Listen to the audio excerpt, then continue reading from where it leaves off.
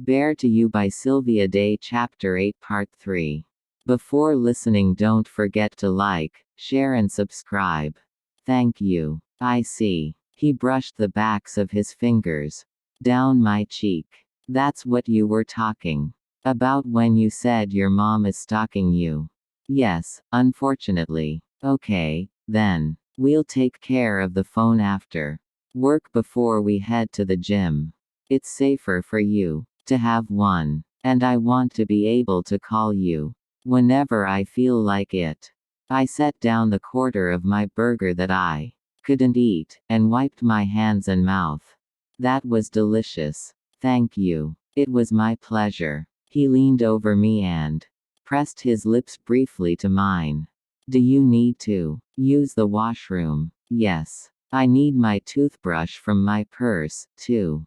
A few minutes later, I found myself standing in a washroom hidden behind a door that blended seamlessly with the mahogany paneling behind the flat screens. We brushed our teeth side by side at the double sink vanity, our gazes meeting in our mirrored reflections. It was such a domestic, normal thing to do, and yet we both seemed to delight in it. I'll take you back down, he said, crossing his office to the coat rack.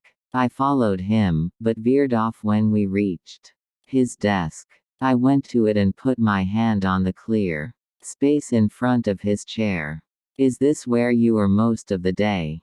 Yes. He shrugged into his jacket and I wanted to bite him, he looked so delectable.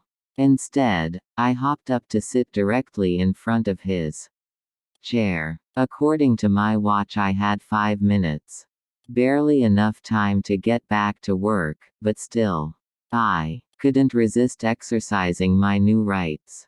I pointed at his chair. Sit. His brows rose, but he came over without argument and settled gracefully into the seat. I spread my legs and crooked my finger closer. He rolled forward, filling the space between my thighs. He wrapped his arms around my hips and looked up at me. One day soon, Eva, I'm going to fuck you right here. Just a kiss for now, I murmured, bending forward to take his mouth. With my hands on his shoulders for balance, I licked across his parted lips, then slipped inside and teased him with gentleness. Groaning, he deepened the kiss, eating at my mouth in a way that made me achy and wet. One day soon, I repeated against his lips, I'm going to kneel beneath this desk and suck you off. Maybe while you're on the phone playing with your millions like Monopoly. You, Mr. Cross, will pass go and collect your $200. His mouth curved against mine. I can see how this is going to go.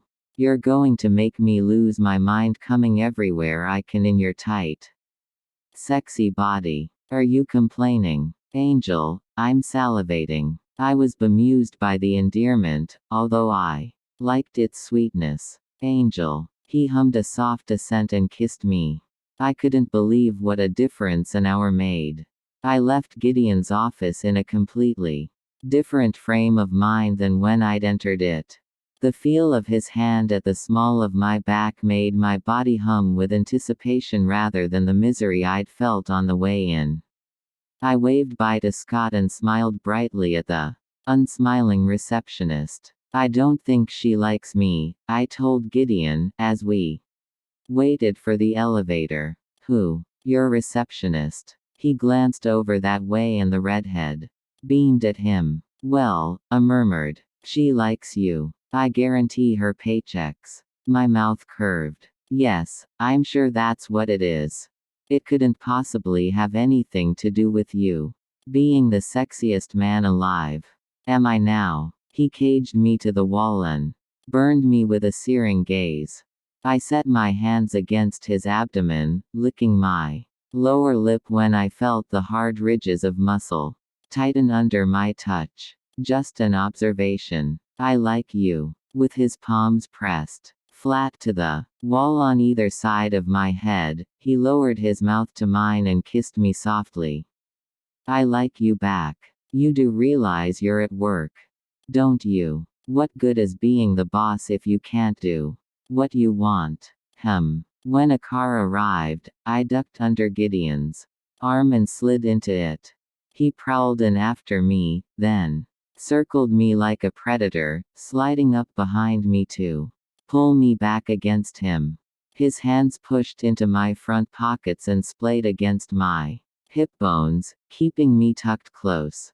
The warmth of his touch so close to where I ached for him was a special brand of torture.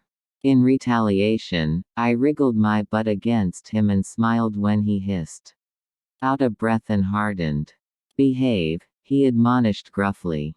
I have a meeting in 15 minutes. Will you think of me while you're sitting at your desk? Undoubtedly. You'll definitely think about me while you're sitting at yours. That's an order, Miss Tramail. My head fell back against his chest, loving the bite of command in his voice. I don't see how I couldn't, Mr.